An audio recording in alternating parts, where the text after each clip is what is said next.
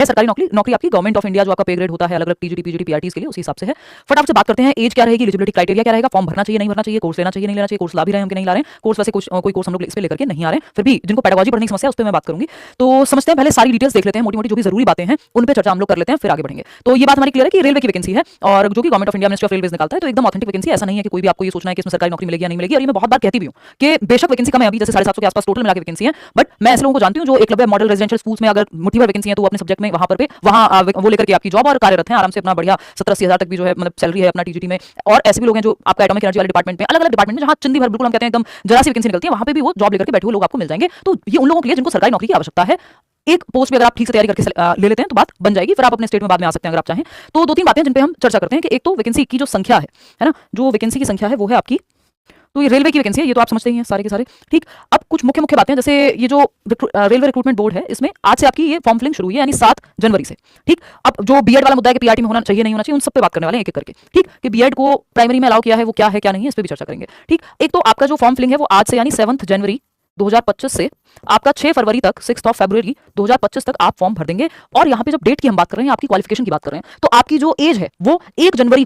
से काउंट होगी, चाहे आपका डीओबी जो भी है। तो 1 जनवरी 2025 को आप ओवर एज नहीं होने चाहिए। इसमें एज रिलैक्सेशन भी इन्होंने 3 साल दिया हुआ है कोविड का, जो जनरली किसी और वैकेंसी में आपको देखने को नहीं मिला था, ना केंद्रीय विद्यालय में मिला था। तो वो एक अच्छी चीज है कि जिनकी एज निकल रही है उनके लिए भी ये काफी सही ऑप्शन है, ठीक। और 1 जनवरी 2025 को आपकी एज जो है वो एक्सीड नहीं करनी चाहिए, तो आपको अपनी एज जो काउंट करनी है वो 1 जनवरी 2025 तक देख करके चलनी है कि आपकी कितनी थी, जितनी फॉर्म में चाहिए उतनी थी कि नहीं थी। दूसरी बात, 6 फरवरी 2025 को यानी जब लास्ट डेट है फॉर्म भरने की, आपकी सारी क्वालिफिकेशंस कंप्लीट होनी चाहिए। इसका मतलब ये नहीं है कि अभी आपने सीटेट दिया हुआ है, रिजल्ट नहीं आया, जो कि रिजल्ट तो आ जाएगा सीटेट का, जिन लोगों का सीटेट रिजल्ट की बात है। तो ऐसा नहीं होना चाहिए कि आपने बीएड के पेपर दिए हुए हैं और आपका जो है रिजल्ट नहीं आया, सारा रिजल्ट वगैरह सब कुछ क्लियर चाहिए। अपीयरिंग में कुछ भी नहीं चलेगा। कब तक? 6 फरवरी से पहले पहले जो लास्ट डेट है उससे पहले आपके पास अपनी सारी क्वालिफिकेशंस होनी चाहिए, ठीक। अगर हम बात करें यहाँ, तो जब वैकेंसी की हम बात करें एक बार चर्चा कर लेते हैं, मैंने नोट किया हुआ है। अगर प्रोसेस की मैं बात करूं, जैसे 700 प्लस वैकेंसीज हैं आपकी पीआरटी यानी primary teacher 1st to 5th वाला, टीजीटी 6 to 10th और पीजीटी 11-12 के जो टीचर्स होते हैं, ठीक। अभी यहाँ पे अगर हम बात करें तो एक चीज बेसिक है कि हम यहाँ ये लेकर के चल रहे हैं कि इनका पहले सीबीटी होगा, यानी पेपर होगा एक ऑनलाइन मोड में, ठीक। ऑनलाइन मोड में एग्जाम होगा आपका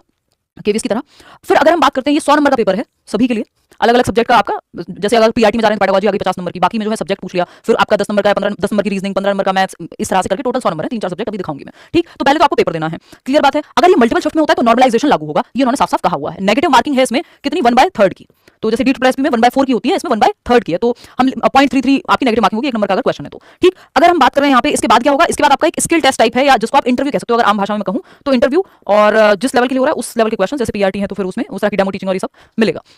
और वही पीआरटी के लेवल पर अगर हम कहें, जैसे केवीएस में होता है 85 और 15 का रेशो है कि 85% वेटेज आपकी रिटर्न एग्जाम की रहेगी, या मैं कहूं ऑनलाइन मोड में जो पेपर दिया जाएगा उसकी, और 15% जो आपका interview, performance test, skill test, अलग अलग लेवल के लिए अलग अलग नाम उसको दिए हुए हैं, ठीक। अब बात आती है कि जो इतने सारे जोन्स हैं, जो फॉर्म में इतने सारे जोन दिए गए हैं कि यहाँ कहाँ फिल करें, इन्होंने क्लियरली कहा हुआ है कि जहां आपको लगता है कि और नौकरी आपको उसी जोन में मिलेगी, फिर ये एकदम मतलब ये मैं अपनी समझ से बता रही हूँ बिल्कुल, क्योंकि वो लिखा नहीं है, बट उन्होंने सिंपल एक तो ये कहा है कि आप हर जोन में नहीं अप्लाई कर सकते, अपनी पसंद के मल्टीपल फॉर्म्स बेसिकली नहीं भरने हैं। तो आप मान लीजिए मद्रास में कर रहे हैं, या आपकी सब्जेक्ट के हिसाब से, एलिजिबिलिटी के हिसाब से आपकी सब्जेक्ट की जो पोस्ट है अगर वो चंडीगढ़ में नहीं है कहीं और है, तो आप वहां भरिए और वहां जाने के लिए तैयार भी रहिए, पेपर कहीं भी हो सकता है देश भर में, ठीक। तो अगर हम देखें यहाँ पे तो इस चीज का ध्यान रखना है, ठीक। और क्वालिफिकेशन का मैंने आपको बता दिया, मुख्य मुख्य बातें पहले बताते हुए चल रही हूँ, फिर हाईलाइट किया हुआ मैं आपको दिखाऊंगी कि क्या क्या उन्होंने और कहा है। अच्छा, इसमें मोबाइल नंबर अपना और जो आपका ईमेल आईडी है ये बाद में चेंज नहीं होंगे, करेक्शन की डेट्स हैं, बट मोबाइल नंबर और ईमेल आईडी वाला जो ये कॉलम है ये चेंज नहीं होगा, और करेक्शन के भी 250 रुपए मांग रहे हैं, तो बहुत ध्यान से फॉर्म को भरिएगा, है ना। और वेबसाइट का लिंक डिस्क्रिप्शन में दे दूंगी इनकी। इसके अलावा एक मेडिकल टेस्ट होगा, जब आपका मान लीजिए आपने, ये तो बहुत बाद की कहानियां हैं कि आपने सीबीटी यानी जो पेपर है वो क्वालिफाई किया, फिर आपने इंटरव्यू क्लियर किया, फिर उसके बाद आपका, मैं इंटरव्यू बोल रही हूं इन जनरल, इंटरव्यू क्लियर किया और फिर उसके बाद आपने आपका डॉक्यूमेंट वेरिफिकेशन पर एक मेडिकल टेस्ट होता है बेसिक सा, वो सब जगह होता है, दिल्ली में भी होता है, केंद्रीय विद्यालय में भी होता है वो सब,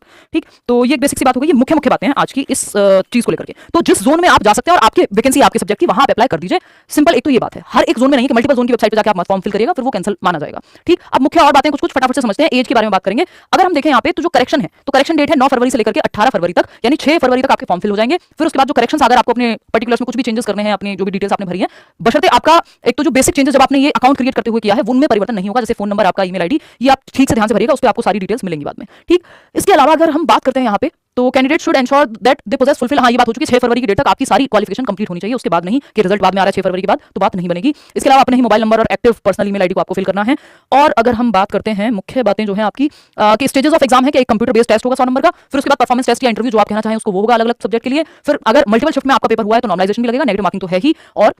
इस तरह से 2 स्टेज के बाद आपको जॉब मिल जाएगी, बेसिकली एक ऑनलाइन पेपर और दूसरा आपका इंटरव्यू, और बाकी तो आपके सारे डॉक्यूमेंट्स वगैरह वो सब जेन्युइन निकलने ही चाहिए। आते हैं नेक्स्ट इंपॉर्टेंट पॉइंट पे, क्योंकि वैसे तो ये 100+ पेज का है, आप चाहें तो बहुत तसल्ली से पढ़ सकते हैं, लेकिन मैं वो बातें कर रही हूं जिनमें आपको कंफ्यूजन है, ठीक है ना। अगर हम बात कर रहे हैं आपकी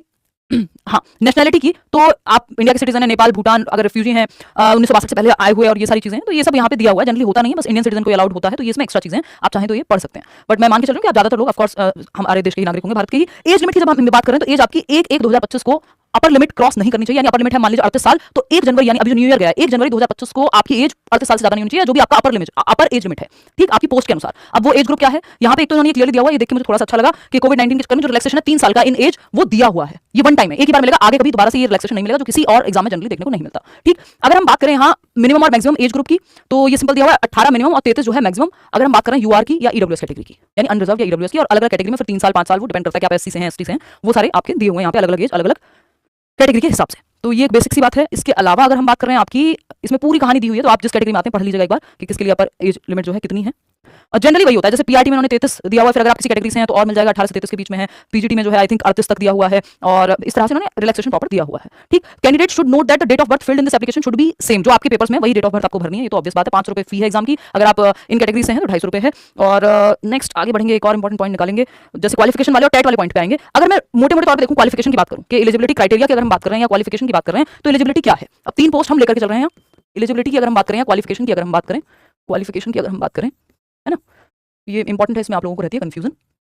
ठीक, तो एक तो है आपका प्राइमरी टीचर लिख लेते हैं, टीजीटी लिख लेते हैं, और पीजीटी, ये जनरल पोस्ट आती हैं सभी जगह। ठीक, अगर मैं बात करूं यहाँ पे पीआरटी में, तो पीआरटी में बेसिक वही है आपका, जो आपका मान लीजिए बीएलएड है या फिर जो डिप्लोमा है, अब वो डाइट के नाम से है, आपका ईटी के नाम से है, आपका डीएलएड के नाम से है, बीटीसी के नाम से है, जिस भी नाम से है, जो आपका प्राइमरी टीचर का डिप्लोमा होता है, साथ में आपका टेट इन्होंने लिखा हुआ है, क्वालिफाइंग होना चाहिए आपकी रिक्वायरमेंट के हिसाब से। जैसे पीजीटी में नहीं मांगते हैं, बट टीजीटी में पीआरटी में मांगते हैं, लिखा भी हुआ है। ठीक, तो आपका जो डिप्लोमा है प्लस आपका टेट, 2 साल का डिप्लोमा या बीएलएड भी है, वो भी चलती है प्राइमरी में, प्लस आपका टेट एग्जाम। ठीक, यहाँ पे इन्होंने बीएड भी लिखा हुआ है 50% मार्क्स के साथ। अब वो थोड़ा सा एक ट्रिकी क्वेश्चन हो गया कि हमको नहीं पता है कि जब सुप्रीम कोर्ट ने अभी वो जो 2018 से चल रहा था कोर्ट में, पिछले साल जब बात हुई कि प्राइमरी टीचर के लिए बीएड वालों को नहीं एलिजिबल माना जाएगा, लेकिन इन्होंने अपने इस रिक्रूटमेंट के पूरे नोटिफिकेशन में लिखा हुआ है कि प्राइमरी टीचर में अगर आपका ग्रेजुएशन में 50% प्लस बीएड है तो आप अप्लाई कर सकते हैं। अब वो उसका आगे क्या होगा, बात कोर्ट में जाएगी, या ये इनके अपने नियम है, इस पर कोई भी कुछ भी नहीं कह सकता अभी। और 6 साल पहले, क्योंकि इससे पहले वैकेंसी आई थी, तो वो कोई टाइपो है, यानी टाइपिंग एरर है जिसको हम कहते हैं, या फिर वो उनकी अपनी एक एलिजिबिलिटी क्राइटेरिया डाला है, ये अभी इस पे किसी को भी कोई भी कंफर्मेशन कोई भी इस पर कुछ कह नहीं सकता, लेकिन एज ऑफ नाउ तो इन्होंने वो लिखा हुआ है। ठीक, टीजीटी की जब हम बात कर रहे हैं तो टीजीटी में अगेन वही ग्रेजुएशन प्लस बीएड आपका हो,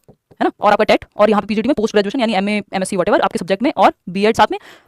ये सारी चीजें लिखी हुई हैं। कई बार ये आप पीजीटी में एक बार चेक कर लेना, पीजीटी के सेक्शन में मैंने ये नहीं चेक किया कि बीएड अगर नहीं भी है, क्योंकि कई बार क्या होता है 60% थ्रू आउट अगर है तो बीएड कई जगह पे नहीं मांगते, बट इसमें आई थिंक लिखा हुआ है, तो वो केवीएस की वैकेंसी आएगी क्या, इस पे अलग से बात करेंगे। ठीक, केवीएस का बैच हम लोग अभी निकालेंगे, सीटेट का रिजल्ट आते ही हम लोग डिस्कस करेंगे उसको। ठीक, और इसमें भी पेडागोजी जहां जहां आती है उस पर हम चर्चा करेंगे। इसके लिए हम कोई बैच लेकर के नहीं आ रहे हैं, क्योंकि तो ये 6 साल पहले वैकेंसी आई थी, और अभी भी इसमें जो ये 1-2 चीजें हैं तो उनका कुछ क्लैरिफिकेशन दिया नहीं गया, तो ये एक चीज है। इसमें भी अगर आप लोग को लगता है कि आप लोग बहुत ज्यादा चाह रहे हैं कि इस चीज को बैच लेके आए, तब इसमें सोचा जा सकता है, बट पेडागोजी के लिए मैं शायद अभी केवीएस का बैच आएगा हमारा, और पेडागोजी स्पेशल आएगा, तो अगर पेडागोजी आपको लगे कि खुद से नहीं पढ़ पा रहे हैं तो आप 15 तारीख तक वेट कर लीजिए, 15-16 तारीख को पेडागोजी स्पेशल और केवीएस का बैच आएगा, तब आप उसमें एनरोल कर सकते हैं। पेडागोजी लगभग सेम ही है। ठीक, अलग से इसका बैच हम नहीं लेके आ रहे हैं।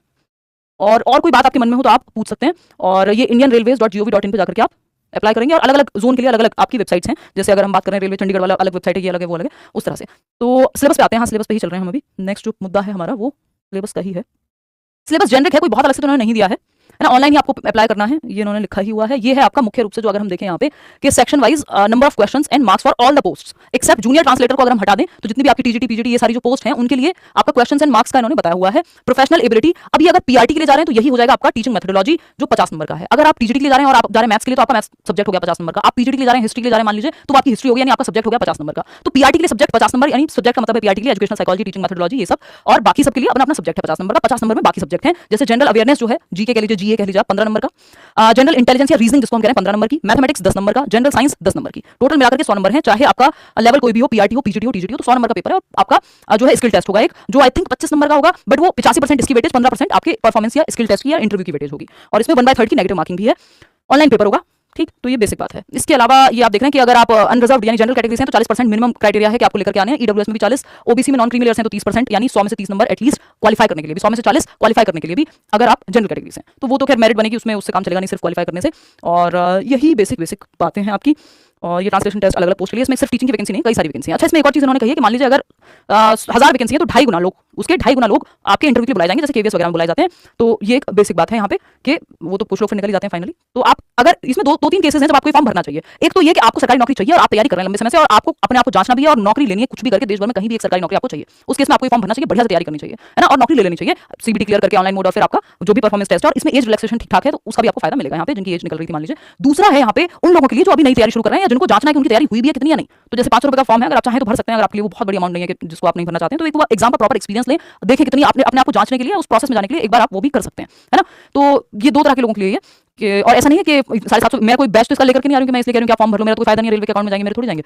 तो वो इसलिए कि इसको बिल्कुल नेगेटिव नहीं लेना है कि नहीं ये तो मिलेगी नहीं नौकरी या फिर ये सरकारी नहीं है, कुछ ऐसा कुछ नहीं है, एकदम जैसे बाकी जॉब होती है वैसी जॉब है, कोई दिक्कत वाली बात नहीं है। टेट मांगा है इन्होंने, ऐसा नहीं है टेट नहीं मांगा, है ना, लिखा हुआ है। और इसके अलावा नॉर्मलाइजेशन की बात हम ऑलरेडी कर चुके हैं, जो भी मुख्य बातें मैं आपको बता ही चुकी हूँ, ये हम अपने टेलीग्राम चैनल पे भी डाल देंगे। और